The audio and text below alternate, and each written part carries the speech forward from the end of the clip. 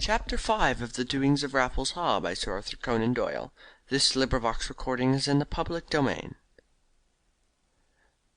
Laura's Request. That night after supper Robert McIntyre poured forth all that he had seen to his father and to his sister. So full was he of the one subject that it was a relief to him to share his knowledge with the others. Rather for his own sake, then, than for theirs, he depicted vividly all the marvels which he had seen. The profusions of wealth, the regal treasure house of gems, the gold, the marble, the extraordinary devices, the absolute lavishness and complete disregard for money which was shown in every detail. For an hour he pictured with glowing words all the wonders which had been shown him, and ended with some pride by describing the request which Raffles Haw had made, and the complete confidence which he had placed in him. His words had a very different effect upon his two listeners. Old McIntyre leaned back in his chair with a bitter smile upon his lips, his thin face crinkled into 1,000 puckers, and his small eyes shining with envy and greed. His lean yellow hand upon the table was clenched until the knuckles gleamed white in the lamplight. Laura, on the other hand, leaned forward, her lips parted, drinking in her brother's words, with a glow of colour upon either cheek. It seemed to Robert, as he faced from one to the other of them, that he had never seen his father look so evil, or his sister so beautiful. "Who is the fellow, then?" asked the old man, after a considerable pause. "I hope he got all this in an honest fashion. 5 millions in jewels, you say? Good gracious me! Ready to give it away too, but afraid of pauperizing anyone. You can tell him, Robert, that you know of one very deserving case which has not the slightest objection to being pauperized." "Oh, who can he possibly be, Robert?" cried Laura. "Haw cannot be his real name. He must be some disguised prince, or perhaps a king in exile. Oh, I should have loved to see those diamonds and the emeralds. I always think that emeralds suit dark people best. You must tell me again all about the museum, Robert." "I don't think that he is anything more than he pretends to be," her brother answered. "He has the plain, quiet manners of an ordinary middle class Englishman. There was no particular polish that I could see. He knew a little about books and pictures, just enough to appreciate them, but nothing more. No, I fancy that he is a man quite in our own position of life, who has in some way inherited a vast sum. Of course it is difficult for me to form an estimate, but I should judge that what I saw to-day, house, pictures, jewels, books, and so on, could never have been bought under 20 million, and I am sure that that figure is an understatement." "I never knew but one Haw," said old McIntyre, drumming his fingers on the table. "He was a foreman in my pin-fire cartridge case department, but he was an elderly single man. Well, I hope he got it all honestly. I hope the money is clean." "And really he is coming to see us?" cried Laura, clapping her hands. "Oh, when do you think he will come, Robert? Do give me warning. Do you think it will be to morrow?" "I am sure I cannot say." "I should so love to see him. I don't know when I have been so interested." "Why, you have a letter here," remarked Robert. "From Hector, too, by the foreign stamp. How is he?" "It only came this evening. I have not opened it yet. To tell the truth, I have been so interested in your story that I had forgotten all about it. Poor Hector! It is from Madeira." She glanced rapidly over the 4 pages of straggling writing in the young sailor's bold, schoolboyish hand. "Oh, he is all right," she said. "They had a gale on the way out, and that sort of thing, but he is all right now. He thinks he may be back by March. I wonder whether your new friend will come to-morrow, your knight of the enchanted castle?" "Hardly so soon, I should fancy."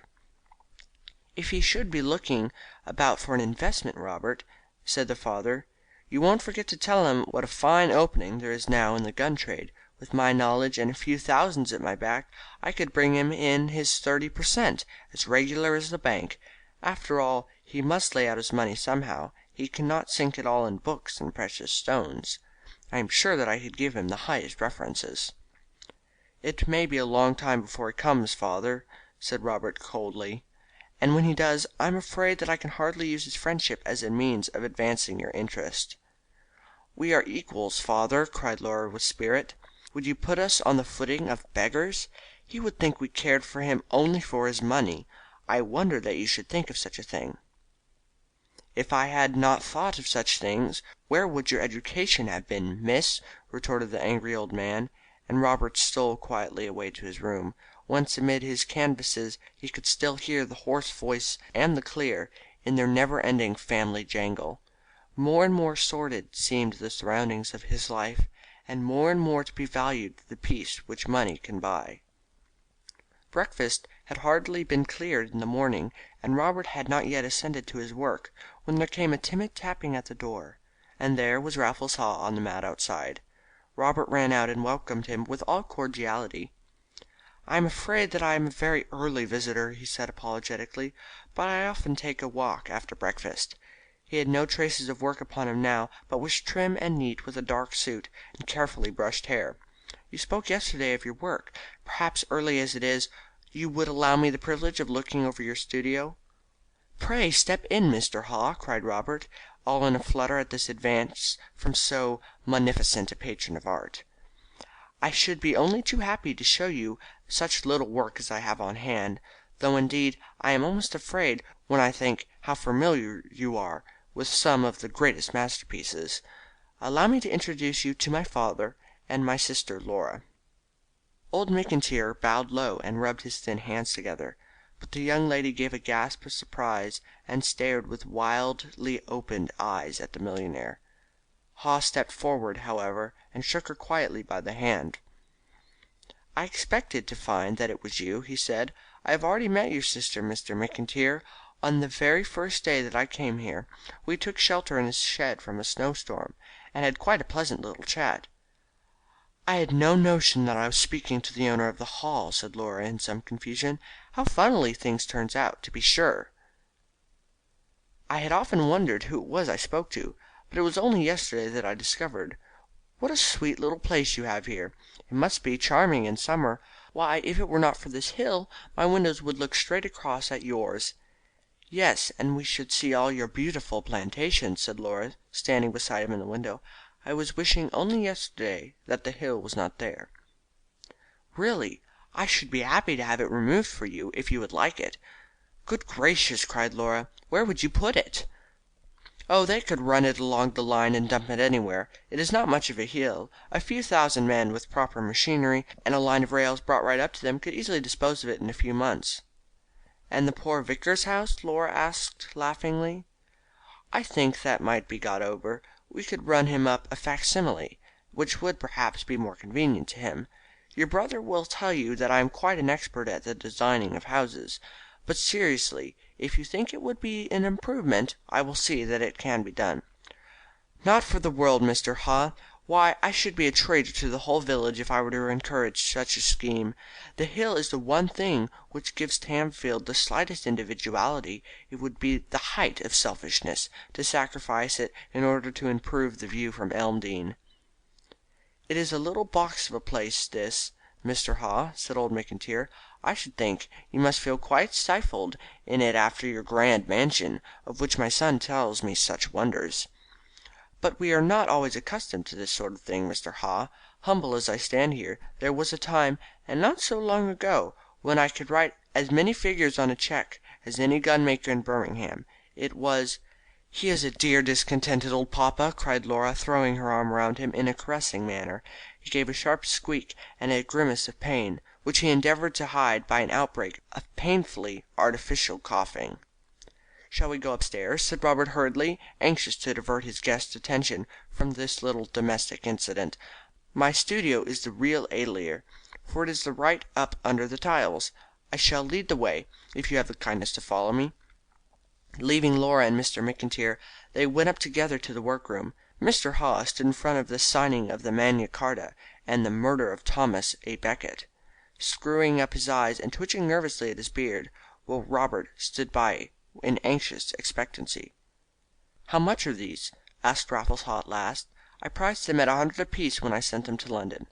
"Then the best I can wish you is that the day may come when you would gladly give 10 times the sum to have them back again. I am sure that there are great possibilities in you, and I see that in grouping and in boldness of design you have already achieved much. But your drawing, if you will excuse me saying so, is just a little crude, and your colouring perhaps a trifle thin.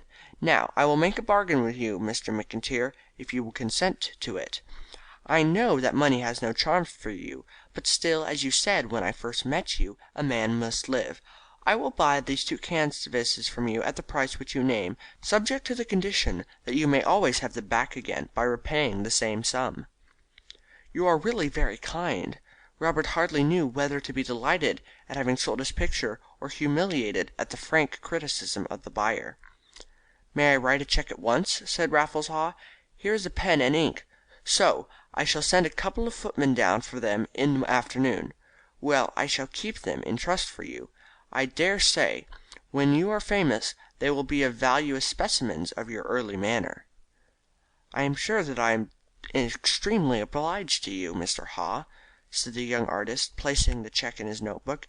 He glanced at it as he folded it up, in a vague hope that perhaps this man of whims had assessed his pictures at a higher rate than he had named.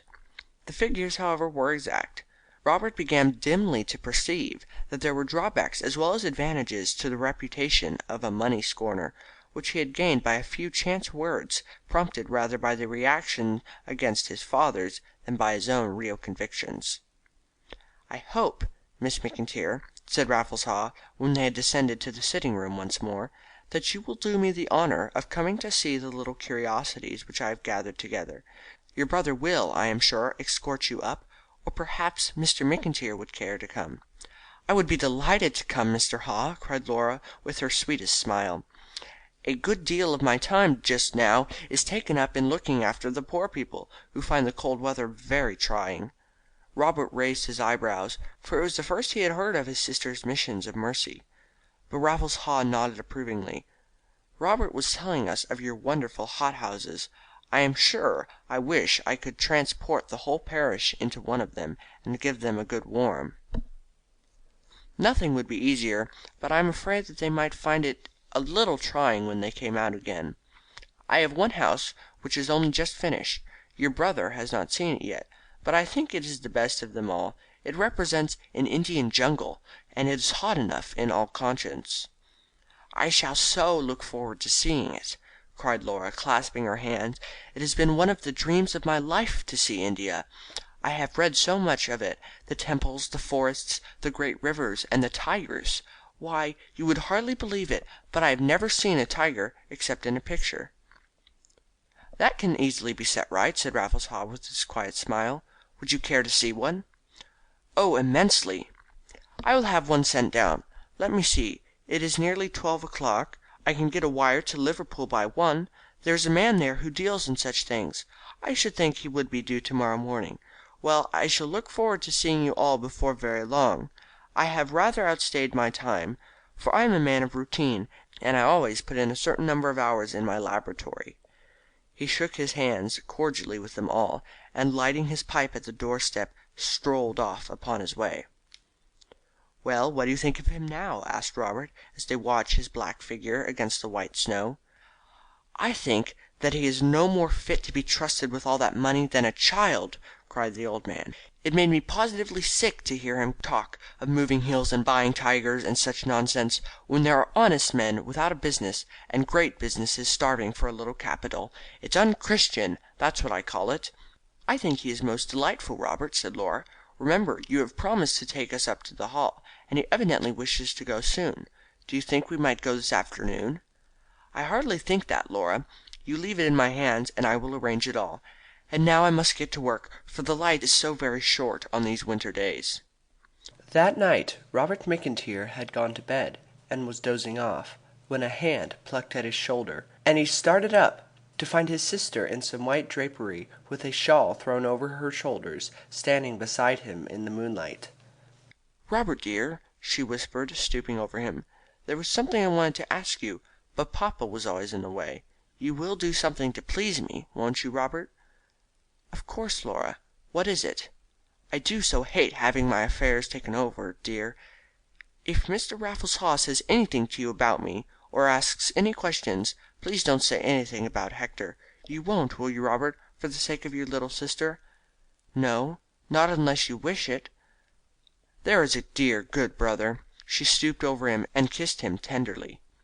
It was a rare thing for Laura to show any emotion, and her brother marvelled sleepily over it until he relapsed into his interrupted doze. CHAPTER 6